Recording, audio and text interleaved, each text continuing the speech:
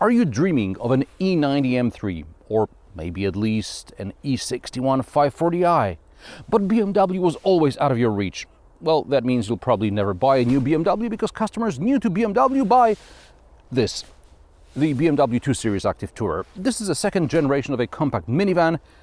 Yes, let's call it what it is. It may have a fancy name, but it's a minivan. And is the 2 Series Active Tourer any good? Watch this to find out.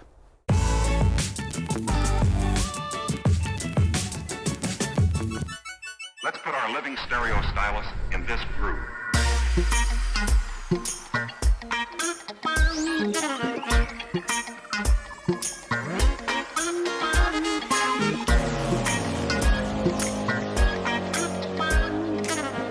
The BMW 2 Series Active Tourer debuted in 2014 and it was the first front-wheel drive BMW. Fanboys scratched their heads and then burned rubber in their E36s, telling BMW they will never ever buy this abomination. Something tells me corporate types in Munich didn't lose sleep over it, because this BMW minivan had an 80% conquest rate.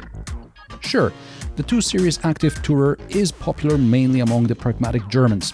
Here in Poland, I only saw a few first-gen examples, mainly in base spec, used as taxis. However, the Mercedes-Benz B-Class was more popular among cab drivers.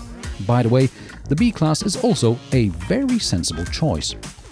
Volkswagen used to offer the Golf sports van, but I suspect if a customer felt the regular Golf estate was too small, they would look towards the larger Touran or Charan minivans.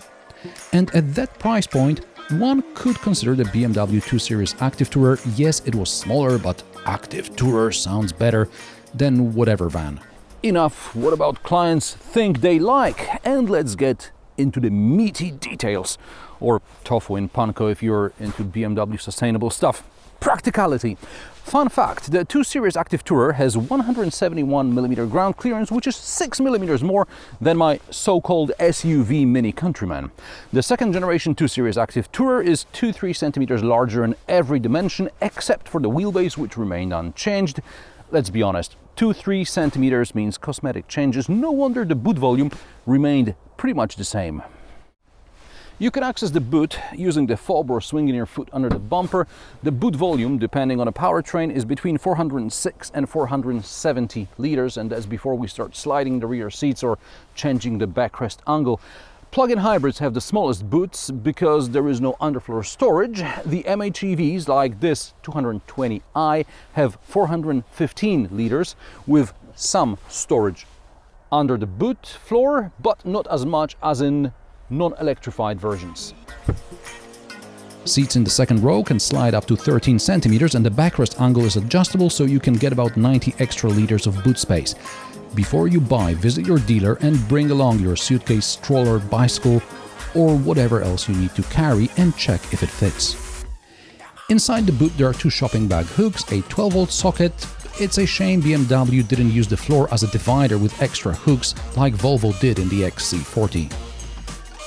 The boot can be closed with gesture, fob or a button on the tailgate. There's also a separate button to lock the car. And again, I have to give praise to BMW for the door handles. What world are we living in that we have to talk about such fundamental matters like door handles? But car makers these days often complicate door handles in the name of aerodynamics. If you look at Tesla, Range Rover, DS, Mercedes, EQS, and even the Porsche 911 and Taycan, the door handles are unnecessarily complicated. BMW made door handles flush, but left a hole for you to grab the handle without you having to perform some Freemason handshake routine. The doors to the back open very wide. In the doors there are deep pockets with separate compartments for bottles. On the outer seats there are two ISOFIX mounting points and the third child seat can be mounted on the front passenger seat. When the rear seat is slid all the way back, I have a lot of legroom. Slide it forward and I barely fit behind the driver's seat set to my driving position. I'm 175 centimeters tall. However, regardless of the legroom, I have plenty of headroom, and that's even with the optional panoramic roof. Also, I prefer to have the backrest almost vertical, giving me more cargo space. The rear passengers have 2 USB-C ports and air vents. There are also cup holders in the armrest. The backrest splits 40-20-40. BMW decided to do xDrive all-wheel drive with an internal combustion engine, so the tunnel remains. They could have gone the PHEV route and have the rear wheels powered by an electric motor, but it seems BMW talks a lot about electrification, but when push comes to shove, the customers want a proper all-wheel drive, even in a minivan. Electrification is more apparent in the cockpit. The 2 Series Active Tourer gets the full BMW OS 8 treatment. This widescreen dual display is standard on the iX and the i4 EVs, but whereas the i4 retains some old-fashioned switchgear, the 2 Series Active Tourer has very few physical buttons like the iX. I don't want to say touchscreen interfaces are bad. Mercedes launched its MBUX in 2018, and I think this is the best digital cockpit implementation on the market to date. Meanwhile, BMW seems to be getting rid of buttons for the sake of getting rid of them, and I'm not talking only about heated seats or heated steering wheel. If you want to change active cruise control distance settings, you have to do it on the screen rather than on the steering wheel. If you want to toggle between trip computer data range, it's buried somewhere in the settings on the central display. Why are car journalists the only people who care about range in various scenarios? Or saving your settings in the cloud and having to pair the car with My BMW app for the infotainment system to actually remember anything? I had my BMW i4 settings saved, but when I imported them into the 2 Series Active Tourer, I had to readjust the mirrors and the seats because it's a different car, different driving position. How often will I be switching between 2 identical cars for the cloud settings import to actually make sense? BMW not only got rid of sensible buttons and the iDrive controller wheel, but it also replaced the gear selector lever with a private part trimmer, just like VW. Also, there is no separate P for park, only an electric handbrake, but if you turn the car off, it will go into park by itself. The glove box is average size. I found storage under the armrest by accident because the release button is not where you'd expect it. Doesn't matter because you'll fit maybe some keys and a pen in there anyway. And this is where my whinging about the cockpit ends, because there is good open storage under the closed armrest storage. The wireless charger comes with a catch to hold 2 phones in place. There are also 2 USB-C ports and large cup holders. And the door pockets are big as well, so you'll be hydrated on your active touring adventure.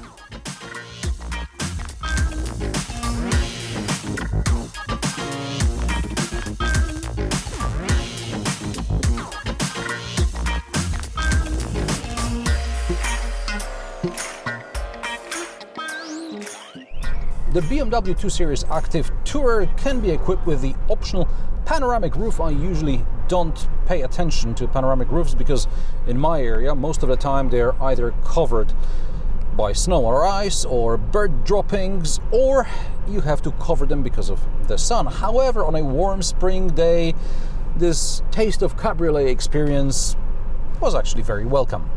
Also, when I'm driving faster and I have to close the roof, the cover is thicker than in most cars, and it adds to the soundproofing experience.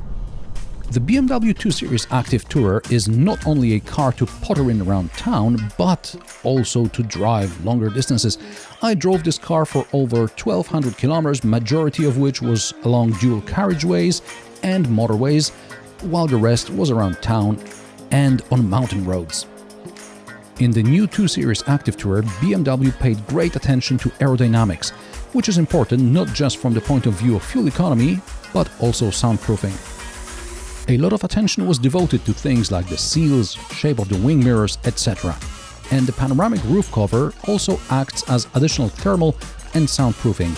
It's more than the usual semi-transparent thin fabric we find on many cars with panoramic roofs. So, on long road trips the car is relatively quiet, as quiet as you can expect from a compact minivan anyway. How's the fuel economy? BMW claims the 220i should do about 6.5 liters per 100 kilometers combined. It is possible as long as you keep it below 100 kilometers per hour. On the motorway, I was getting 7, and extra urban, I was in the high 5s. This engine is a 3-pot 1.5-liter. It produces 156 horsepower and 240 Nm of torque. There's additional 14 horsepower boost from the mild hybrid system. This car should do 0 to 100 km per hour in 8.1 seconds. I checked and I got 8.5 in sport mode. For now, there is also a 136 horsepower 218i and a 204 horsepower 223i. The latter can be had with xDrive.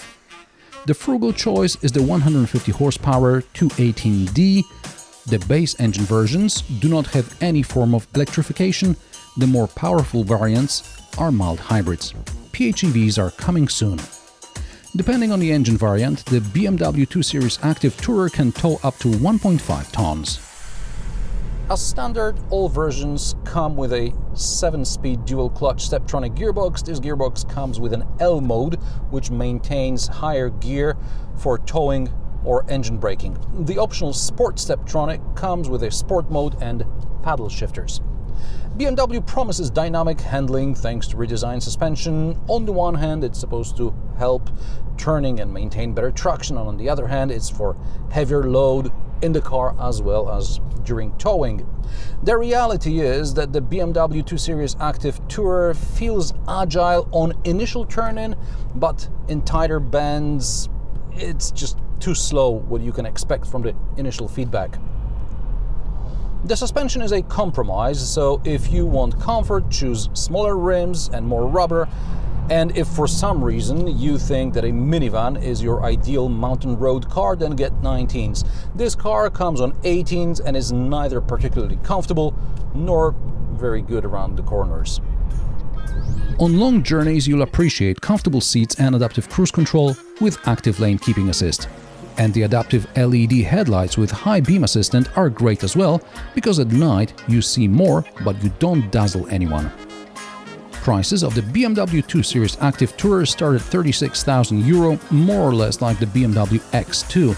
The Mercedes B-Class is slightly more expensive, while the Mini Countryman and the VW Touran are slightly cheaper. This 220i test car with options costs around €52,950.